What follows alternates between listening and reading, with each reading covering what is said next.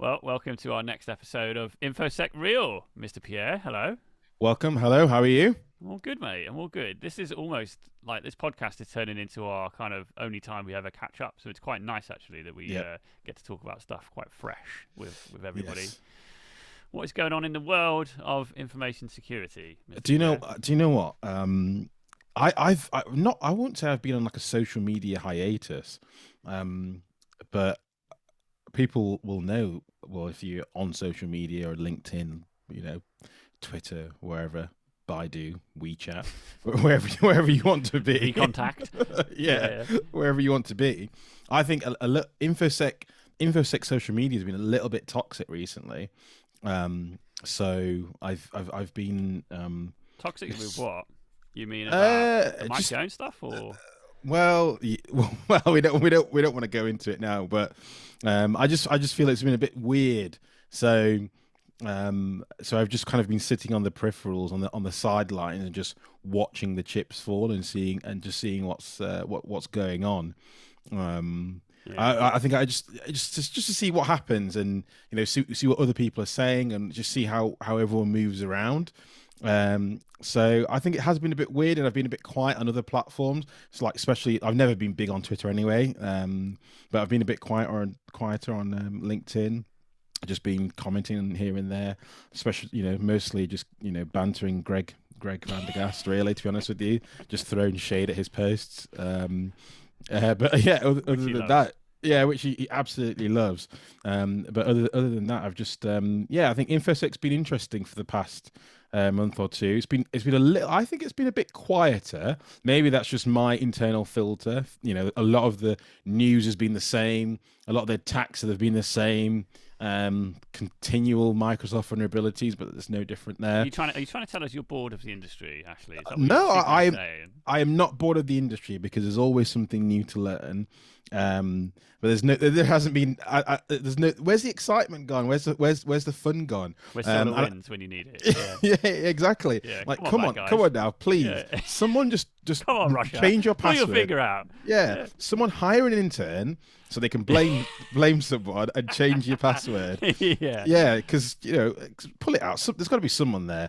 Like there's Pentagon. There's got to be someone who needs to. It is big, but coming up to the end of the year, Mm. guarantee there'll be some sort of large breach coming up. I know. I read an article the other day about a researcher had put up that there's the huge problem with the Microsoft Azure and database leaks, and it couldn't be any worse. And I thought, yeah, it's a big issue, but my God, are you overreacting in this article? Mm. Yeah, you can view the databases of some quite large businesses, but can you upload data? No. Can you write data? Not that I'm aware of. Someone might correct me. So yeah, I mean, and from what Microsoft have said, it hasn't been exploited. So Mm. that went off the radar pretty quickly. So I think there's a lot of noise for nothing really. But anyway, what about yourself? Because you've been busy beavering away. I have, yeah. Well, it's funny because you mentioned a social media hiatus. I feel like I've been quite quiet myself on social media. A, because it's been like summer holidays, and it's Yes. just like having children around the house is just mayhem when you're trying to work, and also having taken some time out as well. But yeah, also to be honest, I've still been pulling together and finalizing a bit of research into that Pegasus malware samples that were floating around. And also pulling together just some content for YouTube around that, which is just taking forever because I'm doing stuff like 20 minutes here, 20 minutes there. But it's good fun though.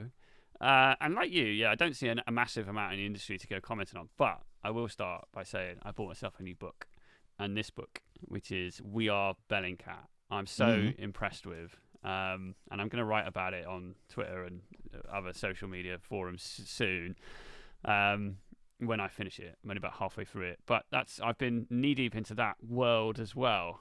And this book, I guess, if anyone is not aware of Bellingcat, essentially this is Elliot Higgins, who is like an armchair journalist who has developed this outfit called Bellingcat of other similar like-minded expert level people around the globe who just work on current affair situations and use open source intelligence to solve these major issues, like answering the question of who shot down the MH17 flight in Ukraine and who poisoned the Skripals and stuff like that, and using the power of OSINT. It's just amazing what is out there to pull at, all these threads to pull at with the right people, the right time and dedication. You can answer stuff that law enforcement agencies around the globe haven't got a clue with. Yeah, and that's interesting. It's absolutely fascinating me, the tools and the techniques and the stories that and the research that they're able to pull together. So I'm going down the route of so much OSINT research and how I can apply that in my own research for malware analysis and malicious infrastructure and stuff like that as well. But then also being interested in current affairs, it's quite nice to, you see a few pictures or videos floating about Google and floating on Twitter and stuff like that, trying to geolocate them and independently verify them and pull out some interesting metadata from them and stuff like that. So it's just amazing the power of open source intelligence. And I really think I've been somebody that's been guilty in the past of going, OSINT, what's that? Just Google, you know what I mean? But no, actually, there's a lot more to it. Yeah, I mean, some of the time, from my experience of being on like some of those TraceLab calls, a lot of the time it is just Google, but it's just very, very fancy Googling skills. So I wholeheartedly appreciate how difficult and how skilled OSINT is. Is that a Steve Watts recommendation? I know he absolutely loves OSINT. Do you know what? No, it wasn't. No, I follow Elliot Higgins and Bellingcat, and I followed them for a while now, probably since the Skripal story. So when they were pushing out so much research around that situation in Salisbury here, and then also when they managed to identify the two individuals from open source records, like these KGB officers or whatever, it just blew my mind. And I was following that story, so I felt like I was part of the investigation team. You know what I mean? I was just like, had stuff going on all over the show, looking at it. I was just fascinated by it.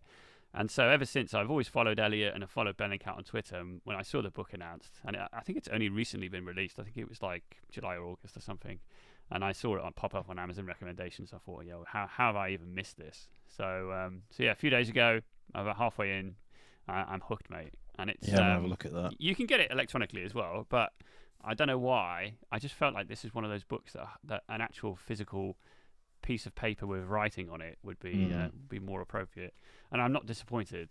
So it's not that expensive. It's £13.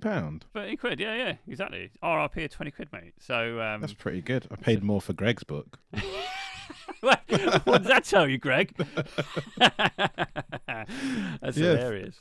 Yeah, £13. That's not bad. It's very, very interesting. Yeah, and it's honestly one of the most fascinating reads.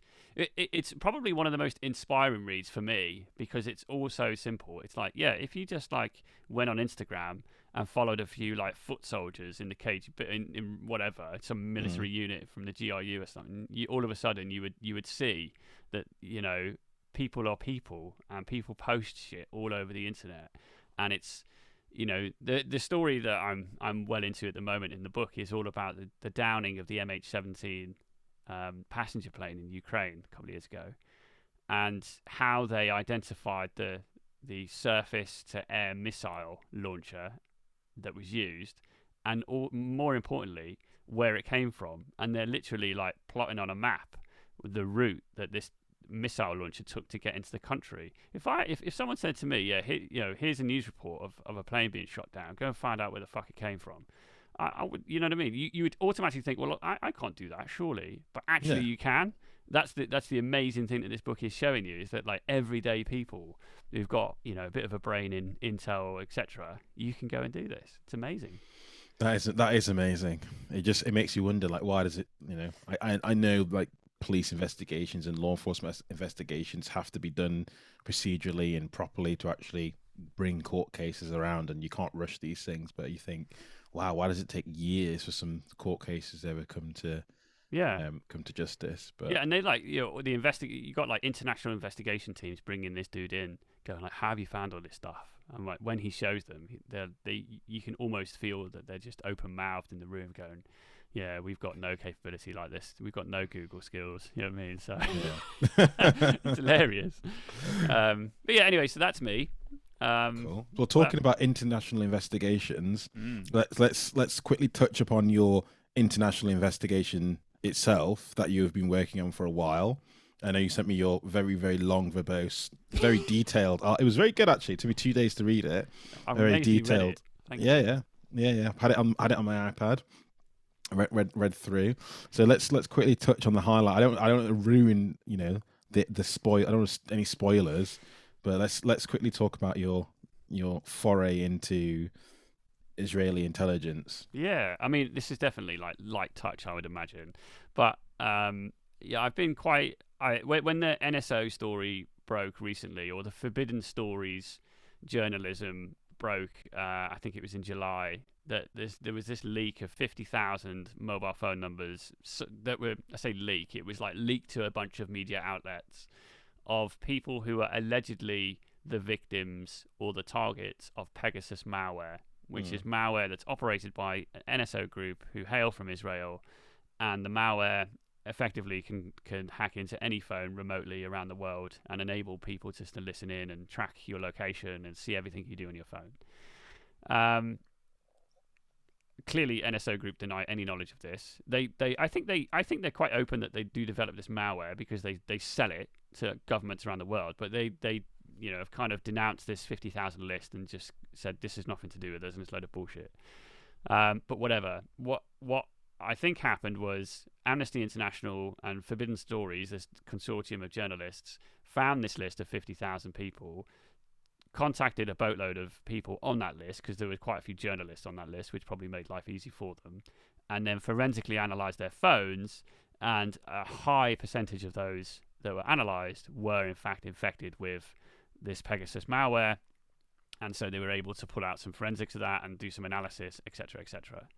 So there was two key things for me that I found fascinating. Firstly was like the way in which I think having malware operate on a phone is one thing.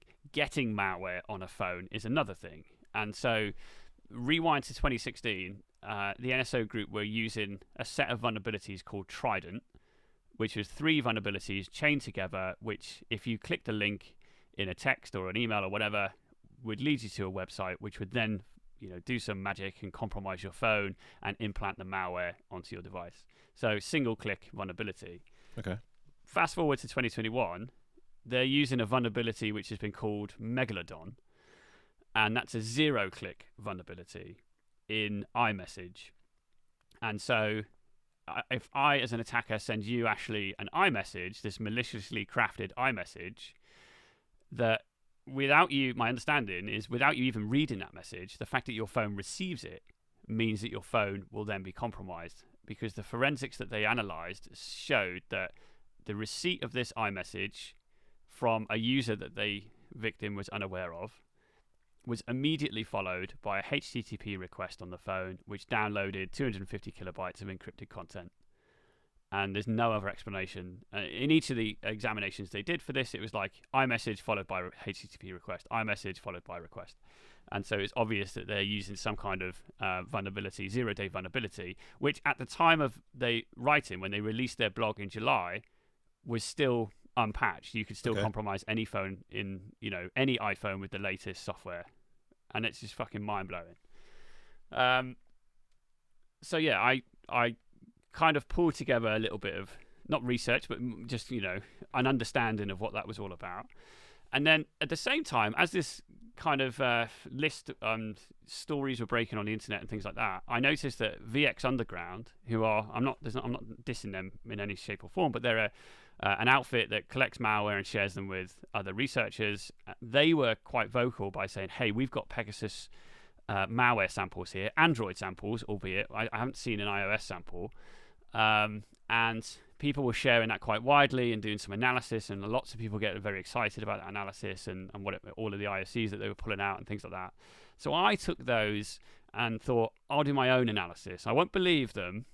I won't, zero trust and all the rest of it. Yep. And I'll do my own analysis and see what I reckon.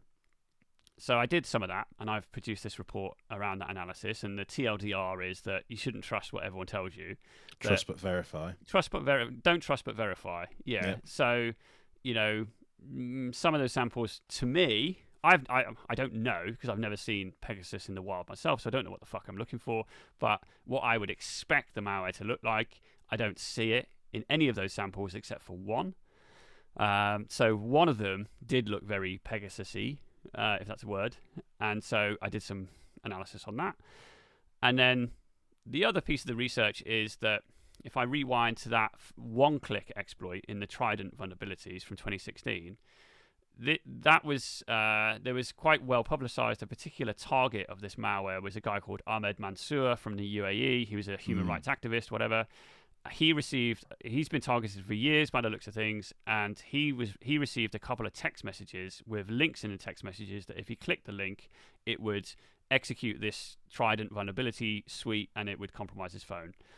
What I found was the fucking URL, the domain in the link in his text messages was up for registration. It obviously expired from 2016, and so I registered it. And I thought I'll just sniff the traffic and see what I'll stand up an Nginx server, see what's going on. And lo and behold, I'm finding 1,000 requests a week coming in to these specific URLs that he received, and also some other ones which look like they were part of a malicious campaign which was unreported. And so I was a bit perplexed by that. Obviously, I got a lot of bot scanning, the usual bullshit when you have a server on the internet. I've discounted all of that stuff. And give or take, there's about, I don't know what it was, 1,200 or so hits in the space of a week or 10 days, whatever I took as a snapshot view at the end of July when I was looking at this. And then so I've produced some analysis around the IP addresses that were visiting the links, obviously with their geolocation, the user agents, and then what that might mean. And there's to me there was some really interesting data when you plot that out on a map, the countries of origin, and the phones that were being used, and the messaging services that were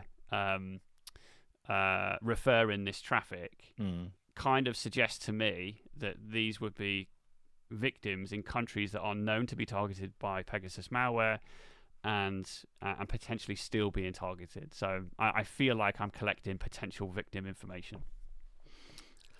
So when do you get bundled into a black van? I'm quite happy to release the domain back to an SO group, but yeah, I don't know. The research I'm releasing, I call it research. It's not really research, but it is research, though. Kind of. It's a collection of thoughts and hypothesis, pieces of information that I've collected, as opposed to anything groundbreaking. But I just found it fascinating that infrastructure that is being used by this kind of military grade outfit, this NSO group outfit, which has just been disbanded and just available for anyone to go and register. But it makes sense because obviously they move on, they move to different infrastructure. I'm pretty sure they're using Amazon CDNs now and things like that. So why register their own domains and all that bullshit?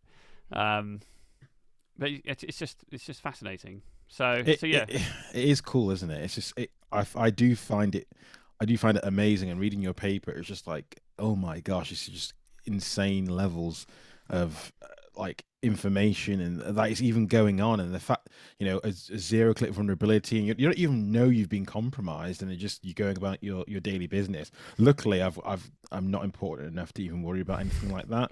And to be fair with you, if someone wanted to compromise my phone, they're not going to see much, at all. They're just going to see all the food pictures I like on Instagram, and that's about it. I guess so. But then your phone does collect a lot of information, doesn't it? So if someone wanted to know where you were, what you were, the conversations, it's not even the stuff that you're doing on your phone. It's like they just open the microphone while your phone's in the kitchen. They'll listen to your wife, your kids, your whatever, your work colleagues, etc.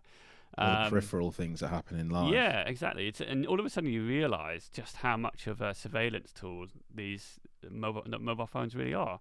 And there's not much you can do about it. I don't really. I did see. I can't remember the name of it. It was a company I've never heard of before. That they came out recently and said that, you know, if you install our software, it will protect you against Pegasus malware on your phones. Of course. Yeah, of course. There's a vendor. There's a solution for everything. But you know, I'm not.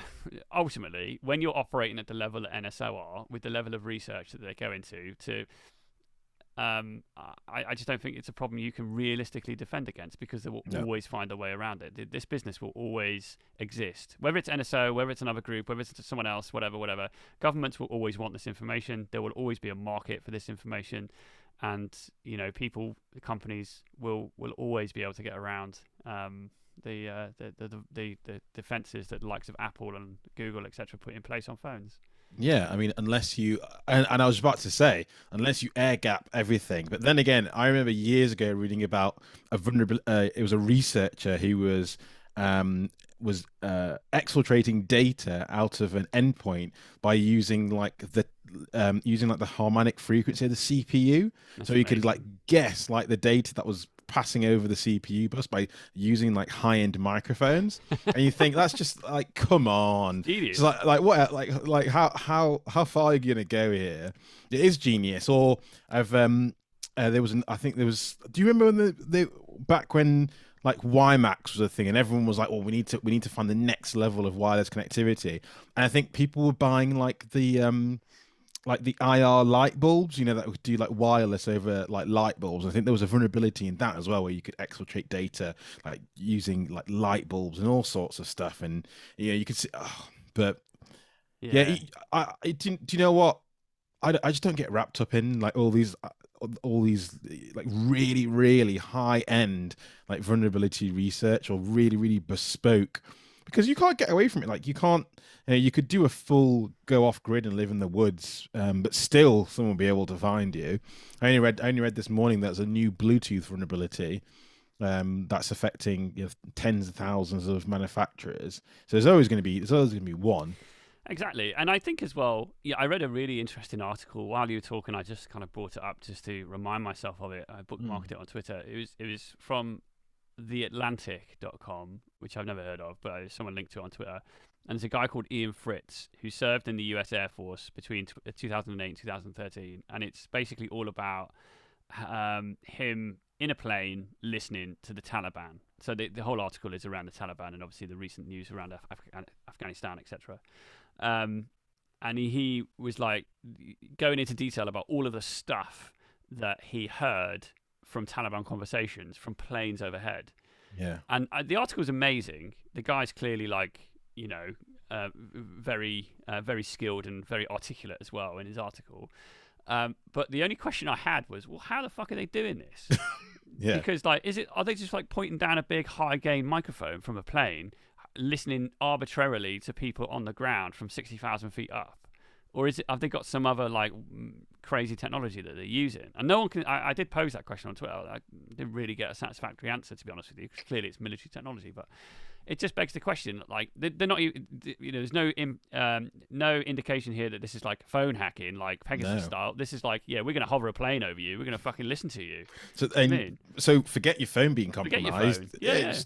Yeah, you didn't even know. So yeah, that is. Is it freaky? No. To me, it's interesting because I want to know how you're doing these things. Like, it doesn't bother me at all, but I want to know, like, what is the technology behind that? Like, how are you noise cancelling the well, obviously, like, how are you noise cancelling everything else, like wind, you know, all the other factors to just get someone's perfect conversation. Yeah. That's true, isn't it? Yeah, you're on a plane. Surely that's noisy. You know what I mean?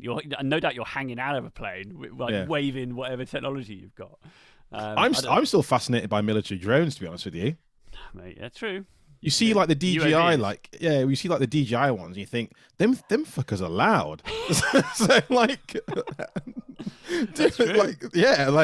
so you've got like military drones, and just I know, you know, so it is a very sore subject, but they do fascinate me. And I think how are those things so quiet, mate? Probably this is not for this pod, but you could go like, I'm super interested in the analysis of UFO, or they call them like UAVs now, I think, right? Because UFO's got a bit of a stigma attached to it. So unidentified aerial vehicle, I think, is what they stand for now. But like, you know, are the rumors to be true, and the whole Bob Lazar and the Area 51 stuff and all the rest of it, you know, that UFO technology exists, and they've been studying it for shitloads of time since the 50s or whenever the fuck these things were downed. Surely that's how we're breaking through these technological advancements, like in some shape or form. Yeah, okay, we haven't got like anti-gravity bullshit and, you know, be able to Star Trek our way through the galaxy, but, you know, are we developing this technology based on that kind of knowledge? It'd be fascinating to know that. It would be fascinating to know, and you would think of any one president, Donald Trump would have spilled this information by now. So it almost makes me think it doesn't exist. Well, therein lies another topic of conversation, because it's like presidents themselves, the people that have this information, know that the presidents are just like a mouthpiece that are going to be there for 4 years, for 8 years, whatever it is. Don't tell them. Yeah, they don't need to know, you know. And it's like, you know, is there this layer beneath all the government where, you know, you have a different level of clearance? And there must be. We should ask Charity, right? Charity would be a good person to ask about this. Yeah, she wouldn't tell us, would she?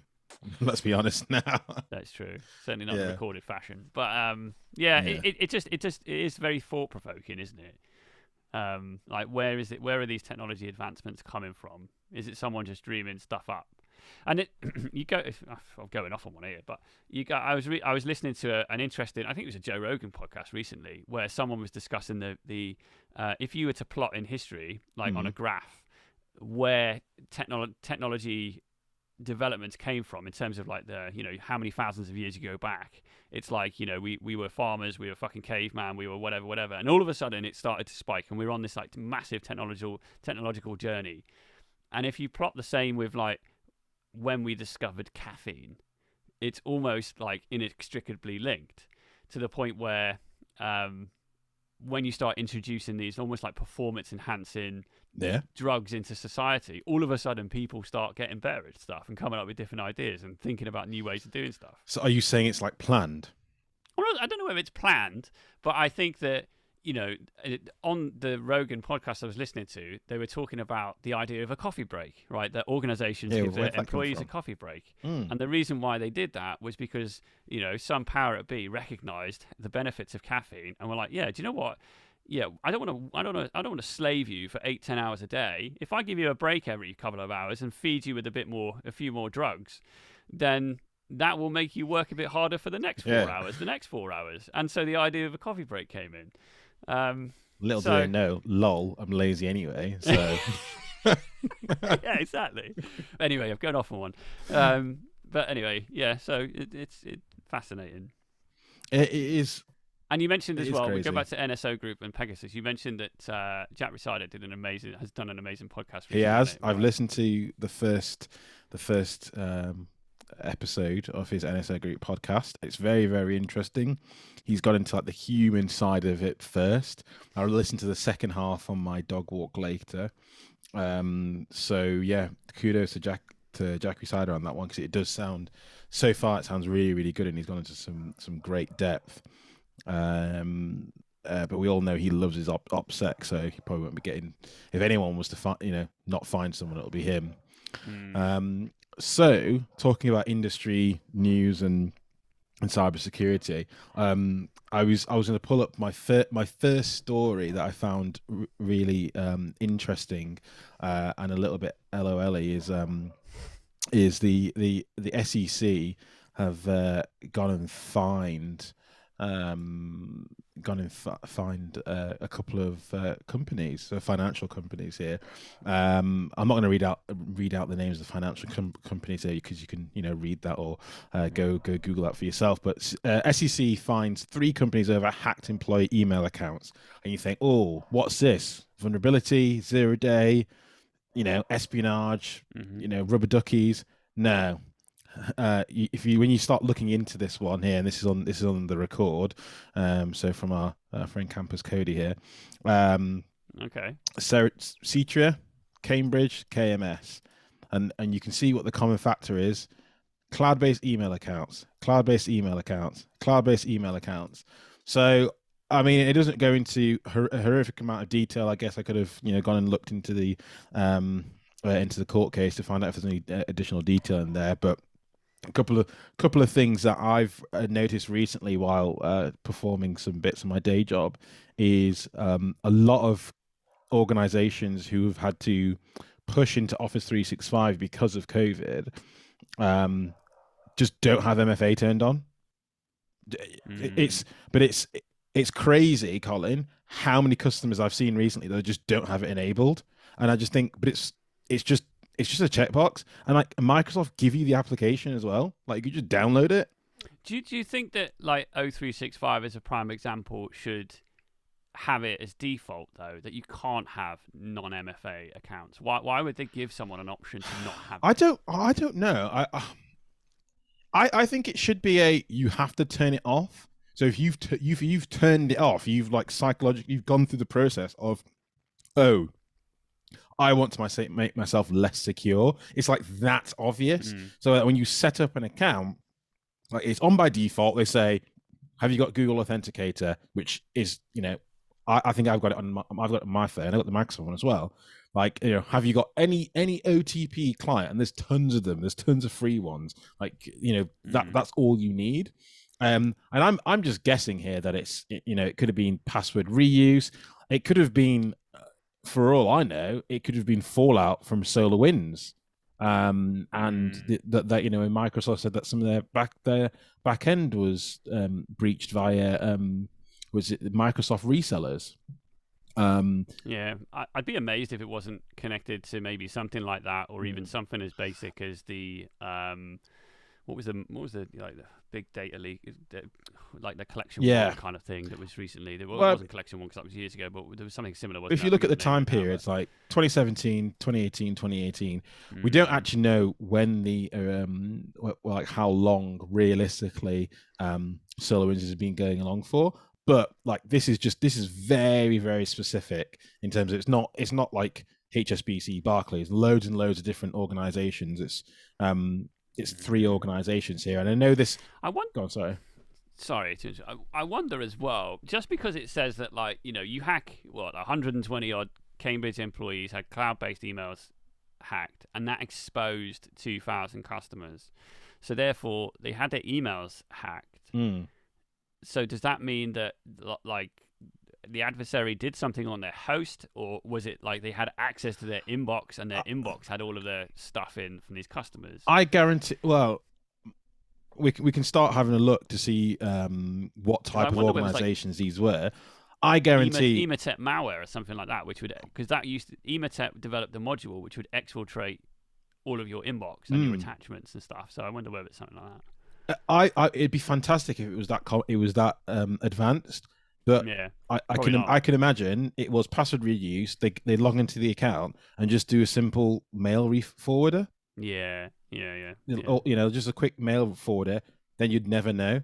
Like, over that long period of time, how are you going to find that out? You could argue O365 being, probably one of the most prevalent cloud-based email providers. Like, why by default should organizations have the ability to forward email externally? I get that people do it. You work with third parties and whatever. You might have to send a sales report to your marketing team. I get that it happens, but it should be by exception. And you shouldn't, you should have to physically go in and configure that exception, as opposed to like, oh yeah, bad guy can log in without MFA, which should have been enabled. And also they can implement a redirect to like gmail.com or yahoo.com or whatever, which shouldn't be on by default as well. I just feel like the default position by these cloud companies are so open that in this day and age, I feel like we've moved on as an industry and as a user base. I think users are aware now that cyber attacks happen and 2FA is necessary and stuff like that. That 2FA is everywhere. No, you are right. But sometimes we are in like this InfoSec bubble where we know these, like, it's just second nature to us, like to have all these controls and having 2FA apps, MFA apps, biometric apps, whatever. But I spoke to a marketing company last week, who they have like an e-commerce website, and a really, really common attack is phishing for Shopify credentials. Okay. Don't know if you knew about this. No. Is because Shopify, their best practices, you should use MFA, but it's not turned on by default. Wow. So, and it's really easy to figure out, who, if you e-commerce like Shopify or not. And the attack is so simple. It's so simple. And because it's a SaaS platform, as long as you have the URL for the account, right? All you have to do is go to /admin, and that gets you to the control panel. Amazing. And not a lot of, there is a way of blocking that, but not a lot of people know that you can block that level, the control panel. So there's been a few breaches last year, where data breaches have happened purely for phishing for Shopify credentials and dumping customer databases. Well, I now know what my bug bounty activity is going to be for this weekend. Yeah. Yeah, just to start brute forcing. But I mean, Shopify do have some really good controls to detect against some of these things. But if you've got valid credentials, how do they know it's you or not? They're not doing conditional access. They're not doing like time of flight types of lookups. As far as I'm aware, I've did some poking around with one of my clients to see like how easy it is to log in. Shopify use Cloudflare anyway, and they've got some kind of like bot protection. But yeah, it's when I look at this and I think it's just also cloud-based emails, and I thought, well, it's clearly like password reuse. Like it's just not. It's not either the password reuse or they've been phished for those credentials and they've logged in and just did email forwarders and just left it alone, not gone and like deleted emails and started doing some wacky stuff to kind of like raise their head. What I don't agree with though here is at the bottom of your screen there it says like it's not enough to write a policy requiring enhancements to be made, blah blah blah, if they're not implemented. I agree with that. According to settlements, the three companies also paid fines. Look at the values that they're talking about. Oh, it's here. Nothing. It's nothing, but also, where does that fine go?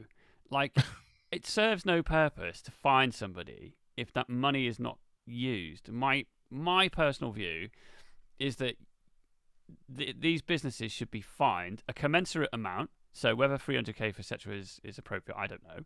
But a commensurate amount, but they should be forced to reinvest that money in their InfoSec program and demonstrate to the regulator what they've done with that money. Yeah. And that would be a more appropriate use of the fine. You're forcing them to invest in security, wealth management advice. You can't tell me they've not got cash sloshing about under the mattress somewhere. Revenue 1.6 bill. Okay, yeah, 300k is not going to hurt them, is it? They probably have even. They probably thought, well, 300k. That was our bar bill last week. Yeah. Bought cigars over a weekend. Yeah. So that's nothing. Yeah. These fines are generally just a joke, though, aren't they? But they serve no purpose. What they do is just line in a regulator pocket for some reason. Don't agree with it. Yeah, it is interesting where the money goes, and it probably goes into some sort of Federal Reserve, for the US Federal Reserve, and they'll use it to hire more officers, buy new kit. But mate, they already have all of that Bitcoin from Cornelius Pipeline. That's true. Yeah, well, exactly. Where did that Bitcoin go? Just disappeared. Mate, yeah, back in Satoshi's ass pocket, mate. That's what it went. Yeah, well, yeah, because Satoshi's actually Donald Trump.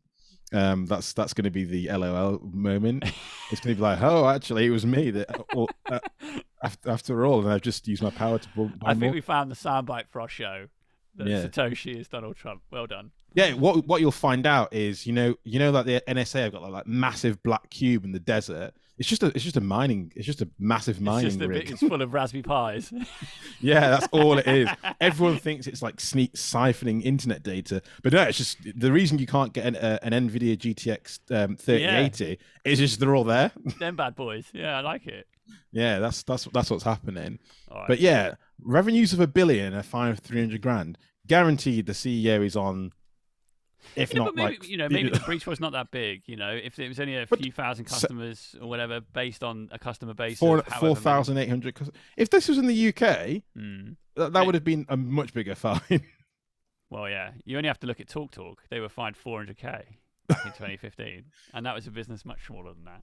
Yeah. So this would have been a much, much bigger fine, but it's just interesting. Like I don't get it. But then one that I was going to say for later, which this kind of like follows on very nicely, is the CISA now said, well, actually, using one factor of authentication is terrible. And it's like, oh, that's interesting. But then we got to remember we're in an InfoSec bubble. So to us, we're thinking, duh. But to other people, that's like, okay, maybe it's a really bad idea. And I actually really like this. What they've done is, a bad practices guide to say these are the things that you shouldn't do, rather than saying these are the things you should do. How about we turn it on the other side and say, don't have that Windows 7 machine. I was speaking to a medical company the other day, and he said, "Oh yeah, we're just decommissioning our last Windows 7 machine." I thought, wow, but MRI scanners and stuff like that, like you can't just like patch Tuesday them, can you? If they just blue screen, that's not going to work well, is it? So yeah, you wonder why they need these outdated host operating systems. Because these like monolithic pieces of software were created, 20 years ago for that specific operating system, and then they don't patch them because why would you need to patch the software? It's air gapped. I think that's always the excuse, isn't it? It's like, oh, it's air gapped and whatever, but if you find another route in WannaCry style, it's just going to like laterally move around and find its way eventually. Yeah. Well, I mean, that's what saved some of the PCs, back in WannaCry, is that some of them were like so old that they just, they didn't even support like SMP or they just weren't connected to the network because they were in an MRI room. So sometimes, patching is a line of defense. Yeah, not true. Patching is not a line of defense, as we've seen with Thingy. Am I right in thinking that I'm thinking about the NotPetya situation now as well, with the Maersk situation where the main controller was like on a flaky piece of infrastructure out in Africa somewhere, and because like the power there was a power outage, and so that DC didn't get infected, and that's what they used to rebuild everything. You're absolutely right. Yeah, it just went offline, and that's the saving grid. the saving power is like, there was no power. Like, so maybe that should be in the next cybersecurity strategy, is always have a data center that goes up and down constantly. Have a flaky, where's that in the best practice guide? Have a flaky data center. Yeah. I was trying to think the other day. I was writing a and I should have Googled it. I couldn't think what to actually Google. But remember back in the day when they used to say, "Oh, make sure you're doing 3-2-1 backup." 3-2-1 backup. So I'm sure it's like, and I'm gonna have to Google it, but because I could not remember like what 3-2-1 backup means. No, I'm googling now as well. You go 3 copies of your data. Production data, 2 copies. That's it. So you have in different locations. That's it. Well, do you know what, mate? This is really relevant. Sorry, carry on. No, go on. Because I read something on the BBC today. I'm frantically trying to find it now, where it was like, it'll be on the tech news or something like that, where it was basically saying, I don't know how, about storing your data correctly. Where is it? Where the fuck has it gone? It was like, how to secure your data, and I was like, oh, this sounds like an interesting article, and I read it. It was only from yesterday or today, and so I don't know why I can't immediately see it. But the crux of it was, it felt like a vendor blog post, because it was like, oh well, I had all of this stuff on my Western Digital drive and that failed, and it cost me £500 to recover it, and then I put something on an SSD, and then that eventually failed, blah blah blah. And the whole advice was, have 3 external hard drives. Oh yeah, because that's financially viable. Yeah, from 3 different manufacturers, and with the advice being, it's very unlikely for 3 different manufacturers of hard drive to fail all at the same time, so you should replicate your data across 3 hard drives of different vendors. No fucking mention of the cloud. No mention of like, just stick it in, Google Drive, and you'll probably be safer and stuff like that, whatever. It was unbelievable. And I was thinking, like, people are going to follow this advice. They are. It's crazy. And it's probably someone like C-Cheer that have got loads of stock in Western Digital and thought, let's just put this story out. We need to pay that 300,000 back, a couple of points on the stock market, and that'll come back. Okay. But no, I that doesn't seem like very good advice for 3 separate hard drives. And what, are you going to store them all in the same location as well? So if your house Apparently. burns down, what's the point of that? Mate, I'm looking at another article in a minute. It's quite interesting. Banksy was warned about website flaw before NFT hack scam. That sounds interesting. Artist Banksy team has warned his website had a security weakness 7 days before a hacker scammed a fan out of $336,000. That's another. That's another one. I don't get NFTs. NFTs are bullshit, but they're making some people some serious amount of money, and I don't know. I'm not an artist. I'm not a I'm not a fucking millennial that could understand this kind of stuff. But what I would be amazed at is if we don't see NFTs being used maliciously. And I don't mean like people stealing NFTs or defrauding people and stuff like that. But like my understanding is that on the Ethereum blockchain there is a flag where you can, every time something is resold, the original creator of whatever product it is gets a kickback, gets a commission. Okay. And so you can imagine like massive data dump from a government organization, for example, being sold online, whatever it is, $1,000 or whatever, how many Bitcoin and stuff on the dark web, that, someone buys it once and then open sources it. Whereas you can imagine someone buying something on the blockchain, the original person who hacked it or posted it gets a kickback. And every time it's resold on the dark web multiple times, then that person gets a kickback. And there's obviously flaws to that as I'm thinking about it. But I think it's an interesting concept. And I've seen so much NFT malware. And I'll go so far as to say, bastards, that CrowdStrike, who I know and love very, very well as a business and relationship, I was going to do a talk at their. They had a call for papers, and I put a paper together, a request in, to talk about NFT-based malware campaigns. Okay. And I didn't get through, and I don't think it's CrowdStrike. I think it's crowdsourced voted and on what goes forward and stuff. But like that. I'm interested in this. I've never heard of NFT malware. Well, it's not NFT malware per se. It's malware which targets people who create NFTs so they can just steal all their wallets. It's basic kind of keyloggery stuff or whatever, or just like a rat or whatever. And in fact, if I remember rightly, they were using the Redline info stealer. But anyway, and they were very sophisticated. So in a way, everyone uses that word, don't they? But like when I say sophisticated, nation state, the APT. The malware itself is sophisticated, but it's one of those ones that you can just go and buy and rent and stuff like that. So it's pretty decent Redline. But what they were doing is they would bad guy in Russia. I did some OSINT. I had fucking great OSINT to present, and I might even just release the slides. But about some dude in Russia or whatever that had registered a domain of, it was skylumpro.com. And so skylumpro.com was a rip-off of skylum.com, and Skylum is a piece of photo editing software that all these fucking NFT people are using. And he just cloned the website on a looky-like domain, and then created some fake Twitter accounts, reached out to a load of NFT NFT artists, and was like, "Hey, I'd love you to trial my software. It's amazing. Here's the link. It's usually $1,000. You click it, you can have it for free. Blah blah blah. Whatever. All via Twitter, all via DMs and stuff.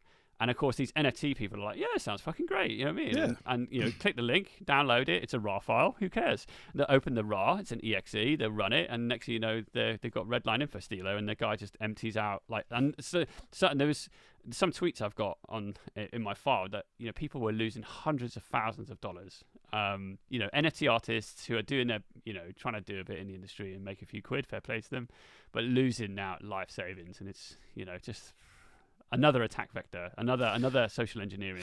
Yeah. So it's that trust, isn't it? People are well. It's like, it goes down to the basics of having like a trusting voice, urgency. Like I can imagine it'd be like, "Oh, you need to click this now, because if you don't, within the next like 20 minutes, it's going to be 1,000." So there's a little bit of urgency in there, and people not thinking, and people being bitten by it. But at the same time, these are not. You mentioned it before. This kind of InfoSec bubble we're in. We'd spot that a mile off, you would imagine. But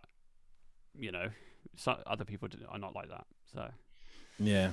Well, yeah, and NFTs I think is, for me, it's the way of 3D TV. I just feel like it was. It really is. I Like, agree. yeah, it's. I understand it. You know, like the. Is it Tommy bit my finger? Yeah, Charlie bit my finger. Charlie bit my finger. Like, they made like shit. Like, well, one, they were making loads of CPM from YouTube, and then it's like, well, we're gonna sell the original. That's the type of stuff I get. Like, you've got like legendary memes. I get it, and I've read some stories of people like life-changing money from these NFTs, but realistically, how long can it last? Like, I've seen all these little 8-bit little figurines that people are selling now, and I think, okay, that's cool, but I was doing that back in when I was at secondary school on Photoshop. So should I now go sell my old Photoshop pictures? I might go and do that. Yeah. I think I still have the old hard drive, so I might just get it. You know, I used to do it. Do you remember Bebo? Bebo? Yeah, I do remember Bebo. Now that you say it, yeah, I used to like have them on. Like, I had a page, and oh yeah, come on, I'll create. I used to do like magazine covers and Photoshops and. Going. Let me see. No, I think someone bought the database. Wow. Bebo is our idea for the modern community by reminding ourselves how communities have always thrived. Okay. Maybe this is not the right Bebo. Well, you can reserve a username. Okay. I don't know. I feel like it's had its day. Yeah. That's amazing. What a blast from the past that is. Mate, maybe we're talking ourselves into releasing an original pod as an NFT. And, you can have the very first InfoSec Real, InfoSec Journeys episode as an NFT. Let's see how much money we can make. Yeah. Or we need like one of the guests to do something ridiculous, and then we'll, or they'll say something like, "Oh yeah, we have that original." Hang on, mate. Guest ridiculous. I'm going to go with Greg. Yes, yeah, we need to get that court case. We'll see what happens with that court case. You know what? If they play it in court, that's a bit of fame there. Be like, Greg, on this episode, you said to Colin Hardy. Yeah, that'd be funny. I'll call you into witness. Like, did he say this? But I wasn't there. Yeah. How much editing of the episode did you actually do? Yeah. It's like, it was all AI. Like it's not to be believed. It's deep fake. How can you prove it wasn't a deep fake or not? Yeah, how can you prove that we actually interviewed Jack Resider? Well, I don't know. Oh, we don't know what he looks like. Yeah. So bad practice was all about this. This is tangent from bad practice list. I like it. I like bad practice list. Don't use unsupported software as well. Overall, yeah. You know what, mate? I've just been through a cyber insurance renewal process for the current day job, and it's. One of the questions around is like, do you subscribe to the CISA and the FBI government distribution list? It's clearly important to cyber insurers that the level of intelligence that the US are pushing out. And the NCSC are good, but they don't seem to be on the same level for me in terms of like how they engage with businesses with these kind of practices. I feel like they're more geared around, the stuff that the NCSC pushes out tends to be geared towards like individuals and small business, whereas the CISA stuff, the FBI, is quite relevant for large enterprise organizations. Yeah, no, I feel the same. I think like the NCSC used to be given at the beginning, there was lots of content coming out the NCSC, and you'd see them all over the place, and they were putting reports out here and there. And I do feel like Cyber Essentials is for the like SMB, like smaller enterprise. But that's a gap. That is a gap in the market, and they've clearly. I think when I looked at the like a business report of people who consume cybersecurity products, and it's something like 70% of cybersecurity spend comes from the small market. Wow! Because there's so many smaller organizations who can't fund cybersecurity teams, who don't have individuals internally, so they have to go out and seek from MSSPs and other individuals and consultants. But that's what keeps the light on for everyone else, really. So talking about cybersecurity and vendors, I saw this really interesting story from Microsoft that they. We all know Microsoft is slowly been pivoting their business away from Windows realistically into other areas. and they've decoupled Defender from the famous E5 plan. Wow. So you can now go and purchase Microsoft Defender for Endpoint on its own plan, which I think is very, very, very interesting. And I read some of the tweets from underneath the Microsoft post, and everyone was like, well, "Why isn't this not free? Like, most of the problems are in Windows. Like, this should be free anyway." And you got to think, well, at the end of the day, like, Microsoft are a business, they need to make money. They've got shareholders to look after, so they can't make everything free. Yeah, like Defender's free, but like Defender for Endpoint, is that different? Because like, God, you know what? I cannot. I cannot understand Microsoft's naming conventions. Like, Jesus, I just give up. Like, they have like how many Microsoft? There's like MS 365, and there's like a billion plans, and it's all called ATP or ATP, Advanced Threat Protection. I don't know. Yeah, there's just too many. There's too many plans, and I was speaking to someone the other day, and they were like, "Oh yeah, we've got Office 365 Plan 2." I'm like, well, what's that? What's different? What's the difference between that and Microsoft Office 365 Plan 2?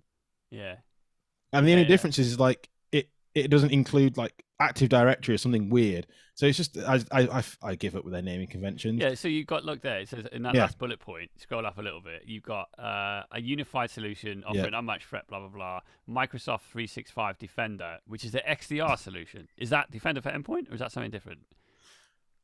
So I don't know. Microsoft Defender for Endpoint, and then you've got Microsoft 365 Defender. What the fuck? All right, I'm lost already. But anyway, this sounds like a positive move. I do think it's a really, really positive move. Across all clients as well. Interesting. Yeah. Notice the lack of Linux. Does it have all of the capabilities across all of the? It definitely won't. It'll be 100% Windows, and it'll step down very, very quickly. Especially within the Mac OS space. Like, why haven't? This is a point. Why haven't Apple released like an endpoint client yet? Oh, wow. So many organizations use, like, I have a Mac for my corporate life. So many organizations have gone Mac OS for business. Why haven't they got an endpoint client? Yeah. Like, just accept that Mac OS malware exists and just release a client that produces like really good MDM, has some controls. They've got enough money to do it. That's a really good shout. Yeah, that's a really good shout. I guess for them, revenues are all in the iPhone, so why the hell are they going to spend time developing a endpoint client? But I can imagine, like, go and buy Jamf. You've got billions of cash. Go buy Jamf and actually make it a bit better. But then you argue there's a lot of like Jamf Pro organization, like MSSPs out there who look after it. But still, I'm just very surprised that they haven't gone and done it already. Microsoft clearly are pushing more into this direction of many endpoint agents and loads of different platforms. But I think this is, and they've put down here like the differences between the plans. So it looks like they get, the cheaper plan now does include some of the, for the smaller business, like this is exactly what you want. A small business is not going to be interested in full blown EDR. They just want to know, can I install something, flick a light on, and I'm going to be protected. Yeah. I agree. But this is eating the lunch of the rest of the EDR market, don't you think? There's no doubt about it. That if you looked at like Gartner Magic Quadrants over the past few years, that Microsoft has just exponentially gone into that top right. And then now they must be like battling it out with CrowdStrike as like the front runners. And I think you ask either one of them and they'll tell you that they're the best. But there's no doubt that they've got an amazing amount of reach in this market. And in previous organizations, when I was knee deep in the in O365 land, it just worked so well. It really did work. Everything was everything just worked, talked to each other. If you buy into the whole ecosystem of Microsoft, the same way as like when people migrate from an Android phone to Apple, and then next thing they get a MacBook, and then next thing they get an Apple home device, and it all just fucking works, doesn't it? So,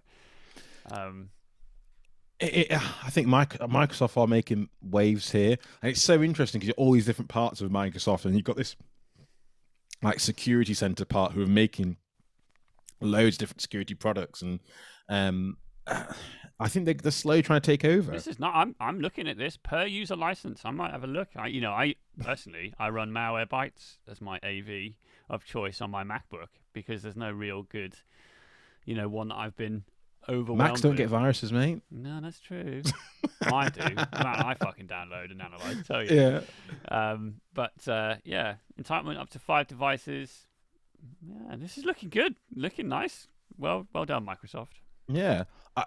Point though, why isn't logging free? Well, not free or cheaper. That would be my next step. Is do the here's Sentinel just a little bit cheaper, and you don't have to have the most expensive Microsoft license to actually use it. Let's put some logging in here, because you might have an endpoint agent, but if you want to say, oh, how many people accessed this one file over a given period of time, I assume that information is going to be available. I can see that they've done some, they've stolen some very common like attack tree graphs from some of the other vendors. It looks very familiar, doesn't it? Yeah. But yeah, I would have liked to see we're also going to now include Microsoft Sentinel in this, and we're going to put some intelligence into all of your data. So I'm seeing that as well. Is people have forgotten that logging is really important. You ask, what are you doing about logging from your firewall? Oh, it just logs on its own thing. Or are you logging your EC2 clusters? And it's we just leave it there, and if we need to go, we just have a look at it. But it's you've got 1,000 EC2 clusters. How are you going to look at all of those individually? And I know Amazon have got their own built-in tools, but just having a simple logging solution works wonders. I recommend it. Go on, sorry. Do you ever look at Google Chronicle? Yeah, Alphabet Chronicle, whatever you call it. I really, really like it. I just don't understand it. I feel like it could be there. They do some more marketing on it. I don't get the fact that you can't create rules, seam rule, traditional seam rules. But I think it's very interesting. It's the classic, just give us all your data and we'll do something with it, kind of Google mantra.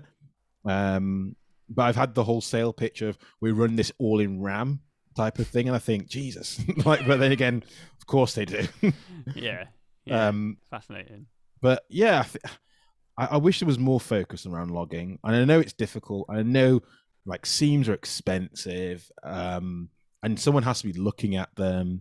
But if you want industry accreditation, you want your ISO 27001s, if you want cyber insurance, all that kind of stuff, you've got to prove that you have this capability, right?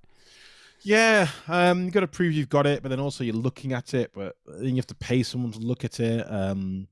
I just think there's a little bit of a gap in the market where organizations get to a size where they think, well, we've got all the tools now, we're okay, and then something happens and someone asks, well, what happened at 12:59 in the building, and can you correlate that data? And it's no, because we haven't even got NTP set up properly on this, and we don't even log from this device, and we haven't got that, we haven't got this, and it's well, this is going to make my job 10 times harder. I recommend just people, if you can, an Elastic, just run Elastic on a little Intel NUC, point all your syslog to that, or little syslog ng server. But then again, back to that, I should say, check my InfoSec privilege. I know this stuff. It's I know, this type of stuff. I'm that's actually easy to do. But for other organizations, they think, well, I need to sell bread. Never mind.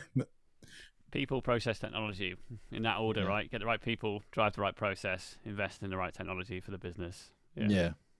I want you to talk to me about crypto hacking, because I've got a story here, and I know you were talking about NFTs a bit, but I don't follow crypto as much as I should.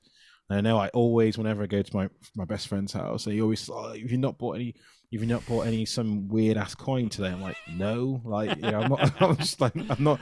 I'm having a conversation with you in London over a few beers one time about XRP and stuff like that, right? So. Yeah, and he's have you not bought this funky leaf SpongeBob coin? I'm no, a bit Dogecoin to the moon. Yeah, exactly. I'm not funding any more any Elon Musk projects, because he's just Maybe. I'll tell you what, mate, on that subject, like I got out of my crypto investments a little while ago on the basis that like I was so pissed off that the market was so beholden to every time that Elon Musk tweets.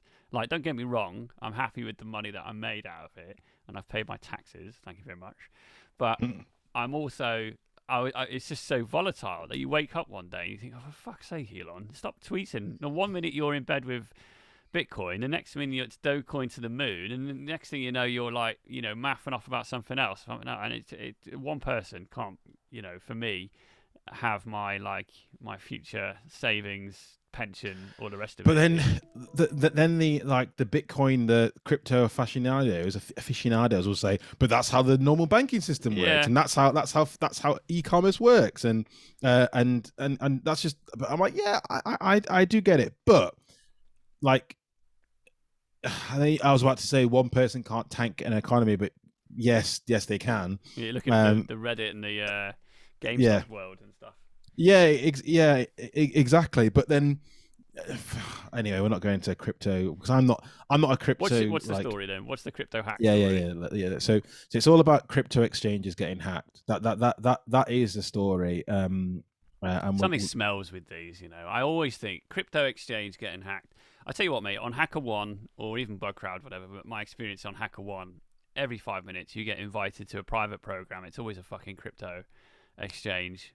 They're really big into HackerOne or having independent research and stuff, and it tells me something that like maybe they're just trying to outsource that capability rather than in-housing it and actually focusing themselves so much on security. I don't know.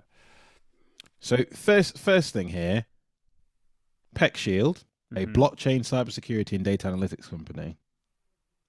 Cool. Okay. First time I've ever heard of that. So they got 18,000 followers, so they must be doing something right. But not followed by anyone I'm following. So I guess no one else knows about it either. In my circle anyway.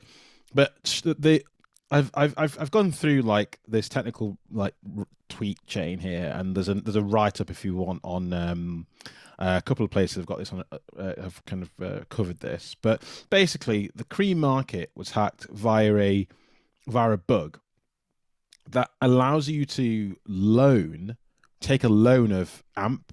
It's called like AMP tokens.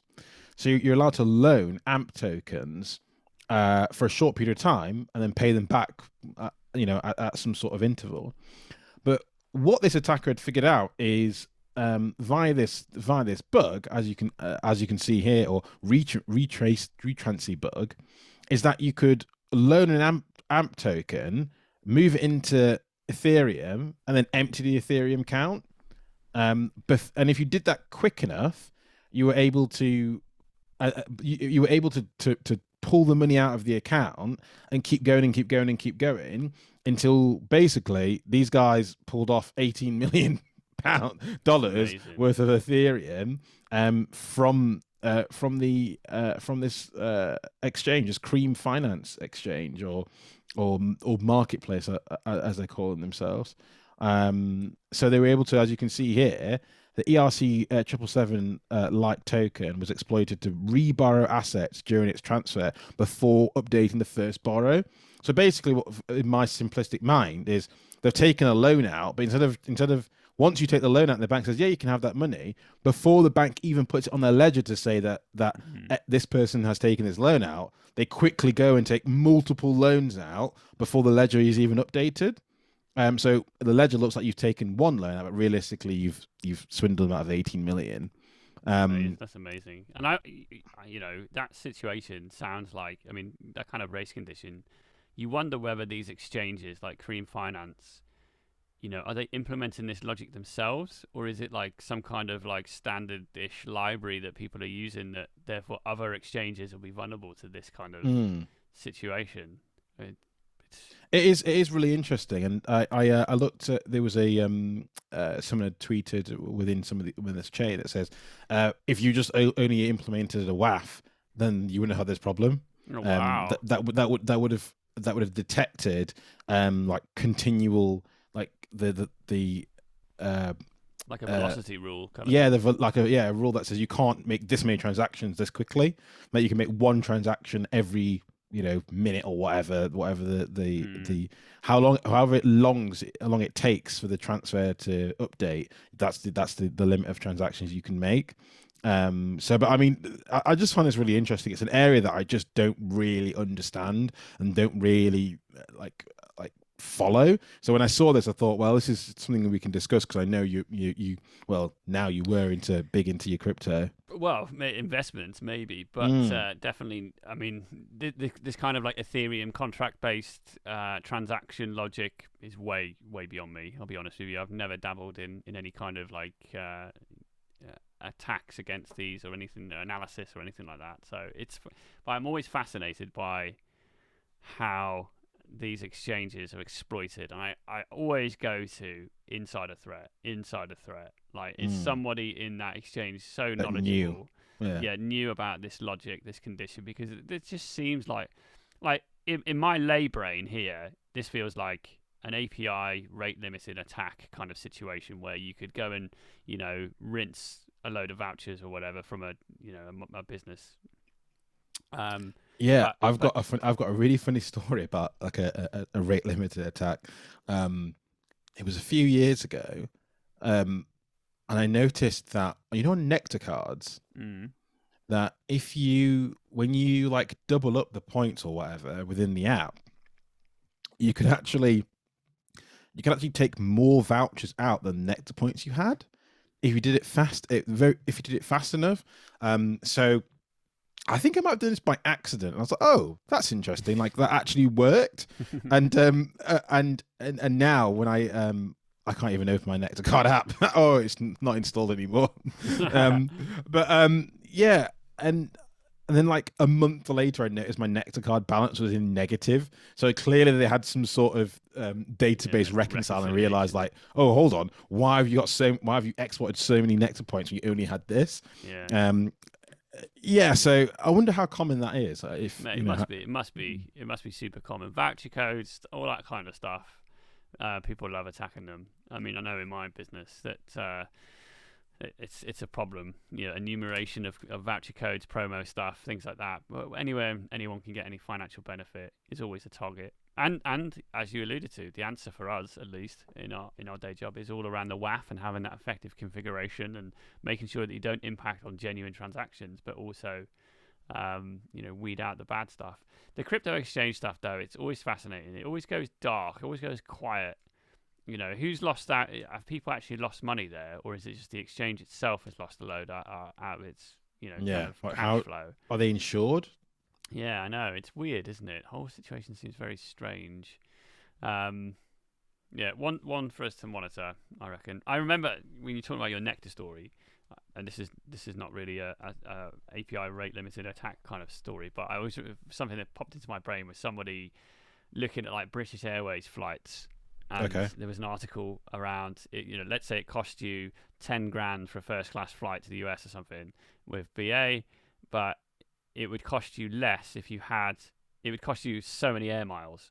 Like, I don't know, I've never worked with air miles, but let's say it costs you, however many air miles, but you can go and buy a load of air miles for like 5 grand that would cover the amount of air miles that you need because they had a promo on and stuff. So that kind of like business logic is something that obviously people need to pay attention to, I guess.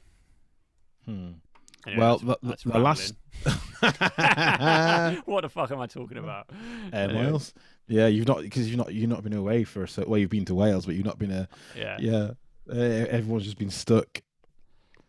COVID version 7 or whatever we're on.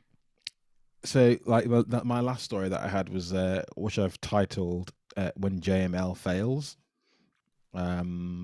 Which I think is, I mean, the story is funny, but like, I just, JML's hard. It really is, isn't it? Like from a technical standpoint, yeah, you've got Workday and all the other systems and Active Directory and stuff like that. But realistically, it's like the process side of it. So on this story is a disgruntled fired employee deleted 21 gig of data from a credit union, and and I just think it's funny. And well, for the people that for the customers of the credit union, it wasn't funny. But if you go down to the story, you can hear they didn't revert my access, so I deleted pdrift. LOL. Oh my god. She subsequently corrected the typo pdrift and read p drive, which was a shared drive. So there's a couple of things here, and then you read into it even closer. The deleted data included files related to mortgage loan applications received by the credit union, as well as a contents of a folder labeled "CNET ransomware protection. Do not delete." That's amazing. Signet, sorry. Amazing. Yeah. This happens all the time, though, doesn't it? Because I think there's a lot of trust in a system like Workday. You know, you offboard someone there and hope for the best, right? That all of the system access is going to get cut off, etc. Who's checking it? You know, Yeah. who's testing it? And do you exercise that? Maybe these kind of situations should be part of cyber threat exercises. We focus our cyber threat exercises so much on like bad guys phishing an employee and fucking deploying some malware. But actually, the reality is the best way to hack an organization is go and get a job there. And then if you leave, if you've still got access, that's as bad as it's a compromised account. You know what I mean? So, yeah, you still have access. They haven't gone and deleted their accounts because their JML process might be, well, the person who's in control of that actually only does that twice a month, and the person left on the right time. So there's like another 2.5 weeks until they do it, until they go through that process again. So yeah, and sorry, I use the word JML like everyone knows what that means, but joiners, movers, leavers process. And it's always, I think organizations always have the joiners part done really, really well. But it's like movers and leavers that it gets a little bit hairy. And I always find that it's because identity is so difficult. It's such a difficult challenge. Like, where do you store it? How is it accessed? Especially if you've got like tons and tons of SaaS systems. You've generally, like, how do you do like single sign-on for all of these SaaS systems if you're not a big organization and you've got to have multiple logins for multiple different places? So this for me, this is when JML fails, and it's just what a thing to do, though. Yeah. What I mean, like, yeah, okay, you don't cut someone's access and you log in and you see, oh shit, yeah, I still got access to my emails. You don't go deleting the crown jewels, though, do you? I mean, talk about setting yourself up for for litigation. Yeah, of course you set yourself up for failure here, aren't you? But you could have equally gone and sold that access on the dark web for a lot more, and just not said anything, and then said not said anything, and then your hands are off keyboard, and then whoever goes and does something, it wasn't. Yeah, me. And then this is the real clincher. Court documents incited that the credit union had some of their data backed up. Nice. Yeah, and spent more than 10 grand undoing the damage. Well, equally though, you could argue that this could have happened when they were still working. She could have accidentally hit delete on the P drive, and then they'd still be in the same position. Maliciously or accidentally, it seems to be that their fundamental controls allowed this to happen. And you can't legislate for human behavior. You've got to assume that humans are dickheads and are going to do silly things, whether maliciously or not. So, do you know what they should have done? They should have backed up to 3 external hard drives. Yes, indeed. Yeah. That would have solved their problem right away. It's just funny. We all think about this, like time. Does anyone do time bombs anymore? Remember, that was a threat. Like employees leaving, and there'd be a logic bomb somewhere. I've never seen any stories about. I don't see any stories about that anymore. No, that's true. I think it's always a concern, isn't it? Like when somebody is leaving that may have like let's say, for example, you were going to leave an organization, somebody with some skills and abilities and your knowledge around the business and stuff like that. I remember my days at Bank of America during the war, that as soon as you handed your notice in, you were put on garden leave. You were escorted from the moment you had that conversation with your manager. Their eyes never left you. You had to be ready to leave. And so you were out the door because they don't, and you're on garden leave for 3 months. I chilled at home for 3 months doing some bug bounty research. It was bliss. But, other organizations, if you're working your notice and you've got skills and abilities, what's to say that you don't think, oh fuck it, yeah, I didn't get that pay rise, that's why I'm going. So there you go, have a bit of this ransomware. It's going to deploy in 6 months' time or something, and then good luck looking in the log files because they'll all be overwritten in 30 days. Yeah, so, yeah. You're giving people ideas, you know that, right? Like, make sure it's 6 months. Make sure, because generally people only use 90 days worth of logs. Yeah. Anyway, so trust no one, kids. Yeah, exactly. Trust no one. Don't deploy malware. Buy 3 hard drives. That's the moral of the story. That's right. Yeah. Well, it's definitely been an interesting one. I think we've definitely come full circle there. We've covered a lot of ground today, Ash. It's been a good one. Yeah, I mean, keep watching outside your door for any ominous figures watching you from the side. This is what it's all about. Yeah, they'll be there. NSO group. We stood outside your door. And if it's not, it'll be a plane with some innocuously massive microphone listening in. So, good luck, everyone. Yeah. Oh dear.